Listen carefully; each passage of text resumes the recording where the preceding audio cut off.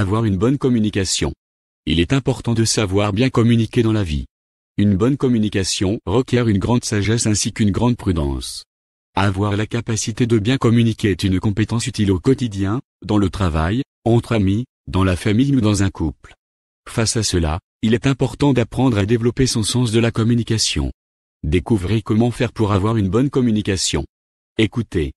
C'est la base d'une bonne communication. Vous devez développer l'écoute active et ne pas préjuger de l'avis des autres. Essayez de reformuler le discours de votre interlocuteur au lieu de vous concentrer sur votre prochain monologue.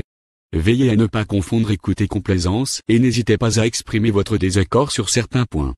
Toutefois, vous devez attendre que l'autre termine pour poser des nuances et soulever les points sur lesquels vous n'êtes pas d'accord. Les personnes timides ont tendance à se focaliser sur leur propre monologue. Prêtez attention à ce que l'autre dit permet de se libérer de la pression. Utilisez le « je ». Vous devez vous impliquer si vous souhaitez bien communiquer. Les personnes timides se cachent derrière des pronoms impersonnels et ne manifestent pas leur engagement. Lorsque votre interlocuteur vous pose une question vous concernant, répondez par « je » au lieu d'utiliser « on » ou « nous ». Positionnez-vous et communiquez vos sentiments. Évitez également les expressions du genre « pourquoi pas ». Suscitez la communication. Choisissez des questions ouvertes lors de vos discussions et évitez autant que possible les questions fermées. Il faut poser des questions qui ouvrent une discussion et qui inciteront l'interlocuteur à répondre de manière vaste. Cela pourra déboucher à d'autres questions. Par exemple, au lieu de dire à votre ami ou votre conjoint « Est-ce la première fois que tu viens dans cet endroit ?», celui-ci ne pourra répondre que par oui ou non et la discussion filera tout droit vers une impasse. Exprimez clairement ses opinions et demandes. Montrez-vous plus constructif et plus précis afin que vos interlocuteurs sachent exactement ce que vous voulez.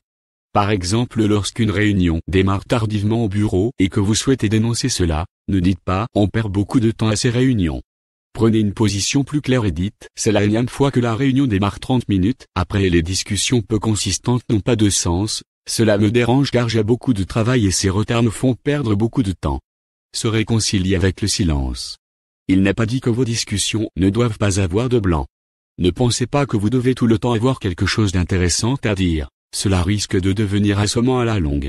Il est normal qu'il y ait parfois des silences, car cela vous permet de laisser de la place à vous-même et à l'autre. Le langage du corps. Une bonne communication passe également par le langage du corps.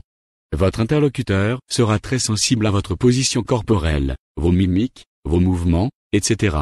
Si vous dites que vous êtes confiant par rapport à quelque chose alors que vous êtes recroquevillé avec un regard baissé et des bras croisés, vous véhiculez le contraire de ce que vous dites. Il est conseillé de regarder votre interlocuteur dans les yeux lorsque vous lui parlez.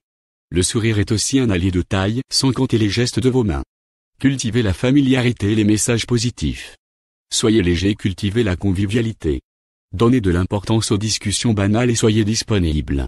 Engagez des conversations avec les collègues, les voisins, les commerçants avec modestie et souplesse. Enfin, privilégiez les messages positifs lors de vos discussions.